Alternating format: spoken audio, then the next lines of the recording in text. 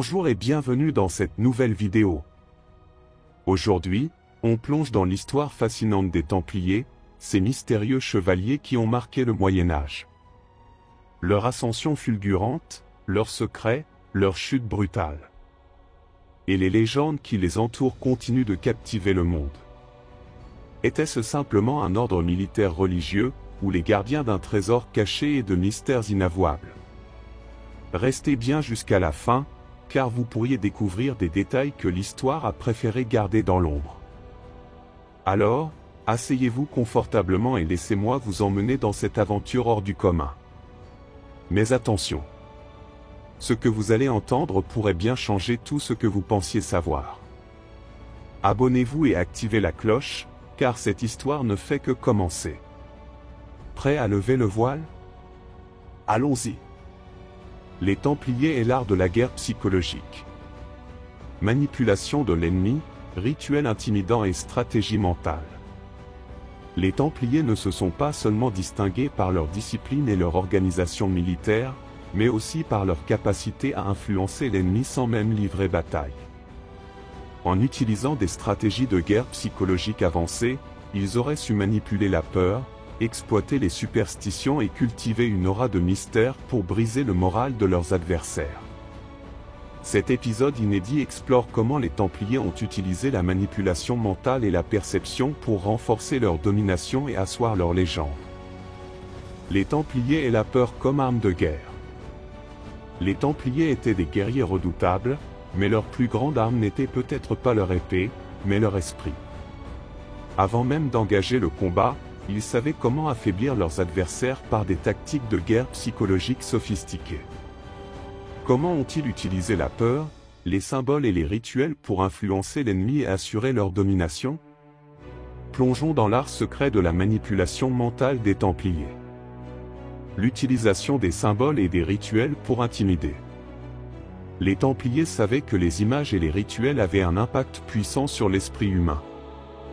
Ils ont utilisé ces éléments pour créer une image de guerrier divin invincible, terrifiant leurs ennemis avant même d'avoir levé l'épée. Point clé. Les capes blanches et la croix rouge. Le contraste frappant de leurs uniformes et le symbole sacré de la croix inspirait la peur et la révérence. Les processions silencieuses.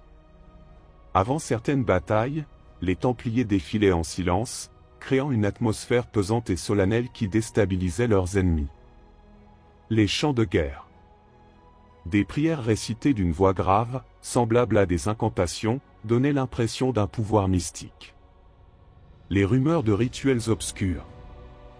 L'ordre étant déjà entouré de mystères, certains ennemis croyaient qu'ils pratiquaient des rituels magiques ou invocatoires avant les combats. Anecdote. Lors du siège de Safed en 1266, les Mamelouks furent troublés par le comportement des Templiers qui, plutôt que de paniquer, restèrent en prière jusqu'à la dernière minute. Cet acte de défiance psychologique renforça leur réputation de fanatiques inébranlables. La maîtrise de la peur et l'insensibilité apparente à la douleur. En donnant l'impression qu'ils étaient insensibles à la douleur et à la peur, les Templiers se sont forgés une image d'invincibilité. Cette illusion psychologique brisait souvent la volonté de leurs adversaires. Point clé. Le mépris apparent de la mort. Les Templiers considéraient la mort au combat comme un chemin direct vers le salut, ce qui leur donnait une audace terrifiante. Les charges suicidaires calculées. Lorsqu'ils étaient en infériorité numérique, ils préféraient charger frontalement pour semer la panique chez l'ennemi. Les récits de sacrifices extrêmes. Certains Templiers auraient refusé de battre en retraite même en étant encerclés, renforçant leur image de guerriers inébranlables. L'effet psychologique sur l'ennemi. Voir des adversaires continuer à se battre malgré des blessures graves ou l'absence d'issue pouvait provoquer des désertions ou une baisse de morale. Anecdote. Lors de la bataille de Cresson en 1187, un petit groupe de Templiers affronta une armée bien plus grande. Leur refus d'abandonner, même en étant dépassés en nombre, impressionna et terrorisa les témoins du combat. L'exploitation des superstitions et croyances locales. Les Templiers connaissaient les peurs et les croyances de leurs adversaires. Ils ont su les exploiter en créant des mises en scène qui nourrissaient les superstitions locales. Point clé. L'apparition soudaine des Templiers en pleine nuit. Certains raids étaient minutieusement planifiés pour que les chevaliers surgissent de l'obscurité, donnant l'impression qu'ils apparaissaient de nulle part. Les prédictions de victoire mystique. Des rumeurs circulaient selon lesquelles les Templiers étaient guidés par des visions divines, renforçant l'idée qu'ils étaient invincibles. La peur du sacrilège. Le fait de tuer un Templier, considéré comme un guerrier de Dieu, pouvait porter malheur selon certaines croyances. L'utilisation des têtes coupées et des symboles religieux.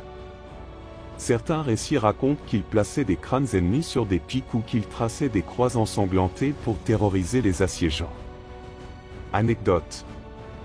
Avant une bataille, des chefs musulmans auraient vu des croix en feu flotter au-dessus du camp templier, un phénomène qui aurait démoralisé les troupes ennemies. La désinformation et les rumeurs stratégiques. Les Templiers étaient également experts en manipulation de l'information. En diffusant de fausses rumeurs ou en exagérant leur puissance, ils influençaient les décisions de leurs adversaires et évitaient parfois des conflits inutiles. Point clé. Faire croire qu'ils étaient plus nombreux qu'en réalité. Certains Templiers portaient des capes supplémentaires ou laissaient des feux allumés pour donner l'impression d'un camp plus vaste. L'intimidation avant l'attaque. Ils utilisaient des espions pour répandre des histoires sur des pouvoirs surnaturels ou des victoires impossibles. Les faux mouvements de troupes. Des petits groupes de cavaliers étaient envoyés dans différentes directions pour donner l'impression d'un vaste déploiement militaire. La guerre de l'information. Ils s'assuraient que leur légende était relayée par les chroniqueurs et voyageurs pour créer une image mythique. Anecdote. Un sultan aurait retardé une attaque après avoir reçu des rumeurs selon lesquelles les Templiers avaient conclu une alliance secrète avec un autre ordre militaire. Les Templiers, maîtres de la guerre psychologique. Les Templiers n'ont pas seulement gagné des batailles par l'épée, mais aussi par l'esprit. Grâce à leur compréhension du pouvoir psychologique, ils ont su manipuler leurs adversaires, renforcer leur légende et s'imposer comme l'un des ordres militaires les plus redoutés de l'histoire. Un art du combat invisible, mais terriblement efficace. Les Templiers et la mémoire secrète. Technique de rétention et transmission du savoir sans écrit. L'un des mystères les plus fascinants de l'ordre du Temple réside dans leur capacité à gérer un immense réseau d'informations sans laisser de traces écrites compromettantes.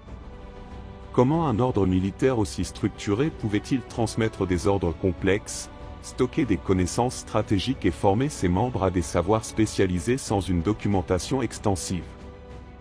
Cet épisode explore l'hypothèse selon laquelle les Templiers auraient développé des techniques avancées de mémorisation et de transmission orale, inspirées des traditions antiques et orientales, afin de protéger leurs secrets et s'assurer que seuls les initiés les plus fiables en aient connaissance.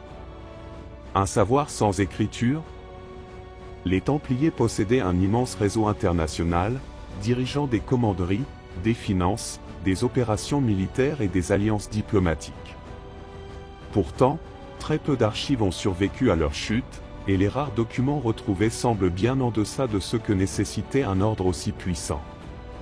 Se pourrait-il que les Templiers aient utilisé des méthodes secrètes de mémorisation et de transmission du savoir, rendant leurs archives inutiles et leurs secrets inaccessibles aux profanes? Plongeons dans un aspect inédit de leur fonctionnement, l'art oublié de la mémoire templière. Pourquoi les Templiers privilégiaient-ils la mémoire orale? À une époque où la conservation de l'écrit était précieuse, pourquoi les Templiers auraient-ils choisi de privilégier la mémoire orale?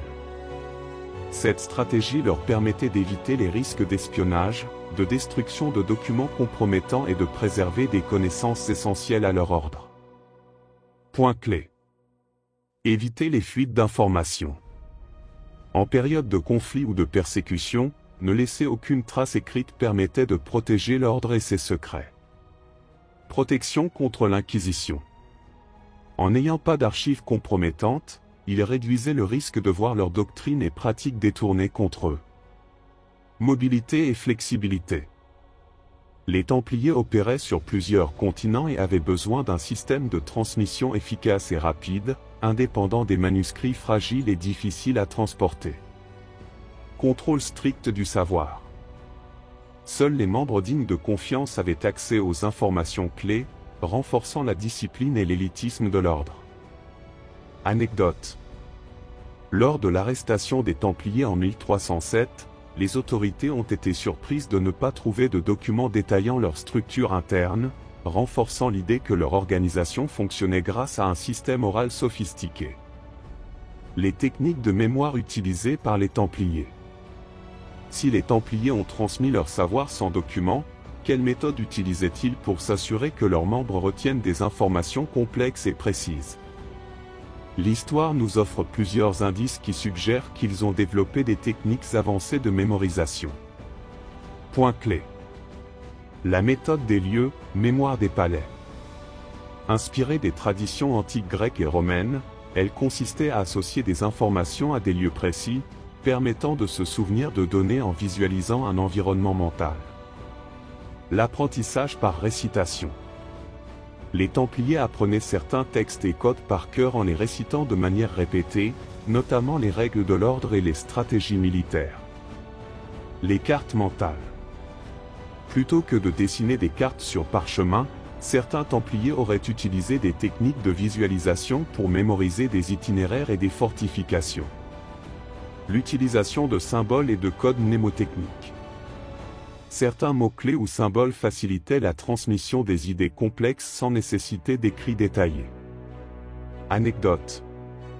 Les Templiers, en mission secrète, auraient appris des itinéraires par cœur sans carte, utilisant des éléments du paysage comme point de repère invisible pour les non-initiés.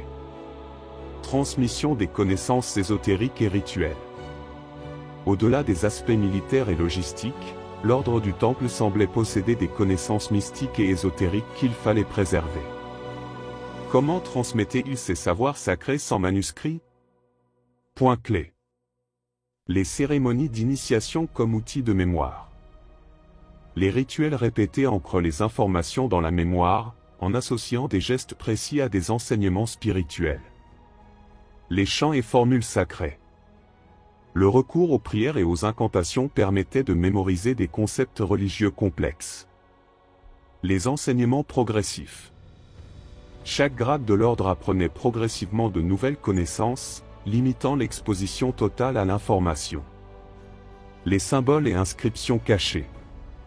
Plutôt que d'écrire des textes explicites, les Templiers gravaient parfois des indices sous forme de symboles sur des pierres ou des objets rituels. Anecdote. Des marques symboliques découvertes dans certaines commanderies templières pourraient être des repères mnémotechniques permettant aux initiés de se souvenir de connaissances secrètes. L'héritage des méthodes templières dans les sociétés secrètes. Les méthodes de transmission orale des Templiers ont-elles survécu ? Des indices suggèrent que certaines de leurs techniques ont influencé d'autres organisations secrètes et même des disciplines modernes. Point clé. Influence sur la franc-maçonnerie. Les rituels initiatiques et la transmission orale des enseignements sont des pratiques encore présentes dans certaines loges. Parallèle avec les services secrets. Les méthodes de communication sans traces écrites rappellent celles utilisées par les espions et agents de renseignement. Les traditions monastiques et chevaleresques. Certains ordres religieux et militaires ont conservé des pratiques similaires, où la récitation et la mémoire jouent un rôle central. La mémoire et l'éducation moderne. Des techniques inspirées de la mémoire des palais sont aujourd'hui utilisées pour améliorer l'apprentissage et la rétention des informations. Anecdote. Des organisations modernes de formation militaire utilisent encore des exercices de mémorisation basés sur les mêmes principes que ceux supposés chez les Templiers. Une tradition du secret toujours vivante. Si les Templiers ont emporté beaucoup de leurs secrets avec eux, leur technique de transmission de l'information pourrait avoir survécu sous d'autres formes. L'art de la mémoire et du secret qu'ils maîtrisaient continue de fasciner, suggérant que parfois, les plus grandes connaissances ne se trouvent pas dans les livres, mais dans l'esprit des hommes. Dans notre prochain épisode, nous plongerons dans un autre mystère. Les Templiers et la science du son. Utilisation des vibrations, de la musique et de l'acoustique sacrée. Les Templiers et la programmation symbolique. L'utilisation cachée des symboles pour influencer, communiquer et contrôler. À très bientôt.